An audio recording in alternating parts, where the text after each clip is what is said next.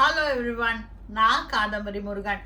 இன்னைக்கு நம்ம இன்னொரு முத்ரா டாபிக் தான் பார்க்க போகிறோம். இன்னைக்கு பார்க்க போகிற முத்ரா என்னன்னா, நீங்கள் நிறைய பேர் என்னை ஒரு கொஸ்டின் கேட்டிருந்தீங்க. மேருதண்ட முத்ராவில் படுத்துக்கிட்டு அந்த முத்ராவை பண்ணலாமா அப்படின்னு கேட்டிருந்தீங்க.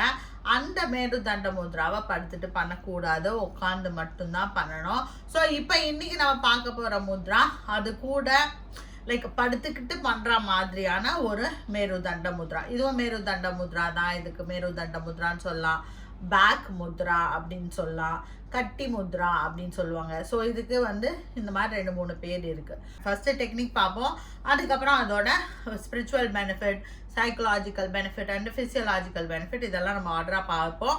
அப்புறம் இந்த முத்ரா எப்படி ஒர்க் பண்ணுது அப்படிங்கிறதையும் நம்ம பார்ப்போம். ஸோ ஃபர்ஸ்ட் டெக்னிக் என்ன அப்படின்னு பார்த்தோம்னா, இந்த முத்ரையை 2 கைகளையும் வேற வேற மாதிரி வைக்க போகிறோம். யூஸ்வலாக மோஸ்ட் ஆஃப் த முத்ராஸ் 2 கைகளும் ஒரே மாதிரி வைப்போம்.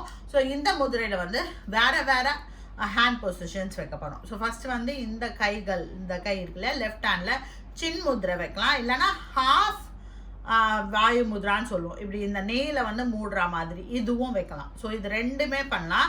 நம்ம இப்போ சின் முத்ரை வச்சுக்கலாம். ஸோ சின் முத்ரையில் இப்படி வச்சுக்கலாம்.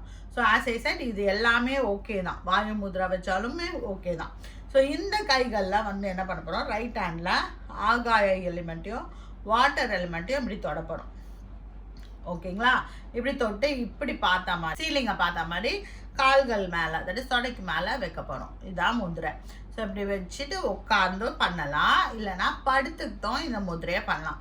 படுத்துட்டு பண்ணும்போது சுப்பைன் பொசிஷன், தட் இஸ் மல்லாக்க படுத்துக்கிட்டு கால்களுக்கு இடையில, கால்களுக்கு கீழே, அந்த முட்டிக்கு கீழே ஒரு பில்லோ வச்சுக்கிட்டு நேராக படுத்துட்டு. ஏன்னா சில சமயம் பேக் பெயின் இருக்கிற பேஷண்ட்ஸால் ரொம்ப நேரம் அப்படி காலை நீட்டி படுக்க முடியாது. ஸோ அதுக்கு நடுவில் ஒரு பில்லோ வச்சுட்டோம் பண்ணலாம். இல்லைன்னா கால்களை மடக்கி வச்சுட்டு ஃபீட்டு தரையில் படுற மாதிரி, தரையில் இந்த சென்ஸ் அந்த பெட்டில் படுற மாதிரி வச்சுக்கிட்டோம் இந்த முதிரையை ப்ராக்டிஸ் பண்ணலாம். இதெல்லாம் உங்களுக்கு இந்த பேக் பெயின் இருக்கிறவங்களுக்கு அதெல்லாம் கொஞ்சம் வலி குறையறதுக்காக அந்த மாதிரி படுக்கலாம். ஸோ அந்த மாதிரி பொசிஷன்லையும் இந்த முதிரையை பண்ணலாம்.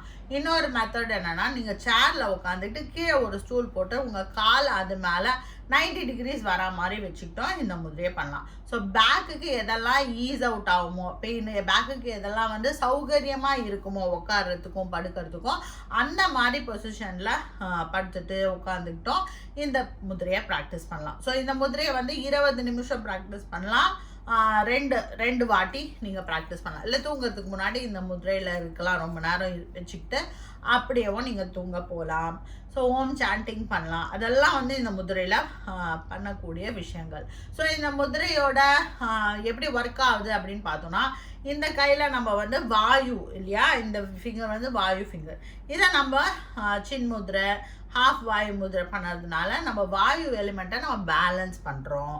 இந்த கையில் என்ன பண்ணுறோம், நம்ம அந்த பேலன்ஸான வாயு அதாவது வாதம் ஜாஸ்தியானால் தான் நம்மளுக்கு பெயின் வருது அப்படிங்கிறது ஆயுர்வேதா சொல்லுது. வாதம் என்ன, வாயு, ஏர் அண்ட் ஸ்பேஸ் எலிமெண்ட் தான் நம்மளுக்கு வாதம் அப்படின்னு சொல்லுவோம் இல்லையா. ஸோ ஸ்பேஸை நம்ம கண்டிப்பாக பேலன்ஸ் பண்ணி ஆகணும். ஸோ எந்த இடத்துல வாயு இன்க்ரீஸ் ஆகுதோ அந்த இடத்துல வாட்டர் கொஞ்சம் குறையும்.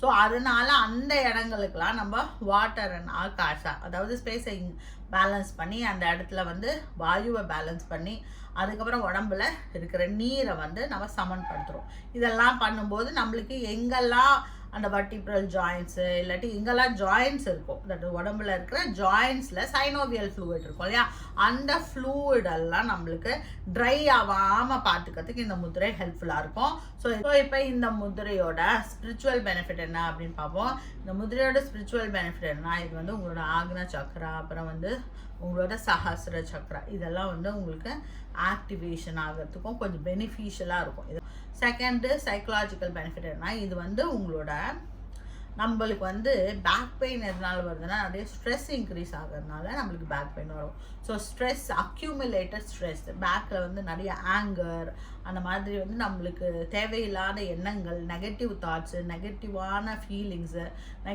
இந்த முதிரை பண்ணதெல்லாம் கொஞ்சம் கொஞ்சமாக சரியாகும். அண்ட் இது ஆங்கரை வெளில எடுத்துகிட்டு போடும். ஸோ உங்களுக்கு ஒரு ஸ்டோர்டு ஆங்கர், ஏதோ ஒரு கோவம் உங்களுக்கு இருக்குது, உங்கள் முதுகு தண்டில் அது டென்ஷனாக இருக்குன்னா அதெல்லாம் சரி பண்ணுறதுக்கு இந்த முதிரை ஹெல்ப்ஃபுல்லாக இருக்கும். தேர்ட் வந்து நம்ம ஆல்ரெடி தெரியும், நம்மளுக்கு ஃபிசியோலாஜிக்கல் பெனிஃபிட். ஆல்ரெடி இந்த முதிரை பேக் பெயின்கான முதிரைன்னு உங்களுக்கு தெரியும். இது வந்து முதுகு தண்டை நல்லா ஃப்ளெக்சிபிளாக வச்சுக்கிறதுக்கு, எஸ்பெஷலி முதுகு தண்டில் இருக்கிற நம்மளோட மசில்ஸை ஃப்ளெக்சிபிளாக வச்சுக்கிறதுக்கு இந்த முதிரை ரொம்ப ஹெல்ப்ஃபுல்லாக இருக்கும். ஸோ இந்த முதிரையும் நீங்கள் வந்து யாராவது பேக் பெயினில் இருக்கீங்க, படுத்துக்கிட்டு தான் நம்மளால் பண்ண முடியும் அப்படிங்கிறவங்க இந்த முதிரையை ப்ராக்டிஸ் பண்ணிக்கலாம். இந்த வீடியோ உங்களுக்கு பிடிச்சிருந்தா உங்கள் ஃப்ரெண்ட்ஸோடு இதை ஷேர் பண்ணுங்கள். இதே மாதிரி அடுத்தடுத்த வீடியோஸை நீங்கள் பார்க்கறதுக்கு இந்த சேனலை சப்ஸ்கிரைப் பண்ணுங்கள். Be happy, make others happy. வாழ்க்கை வளமுடன்.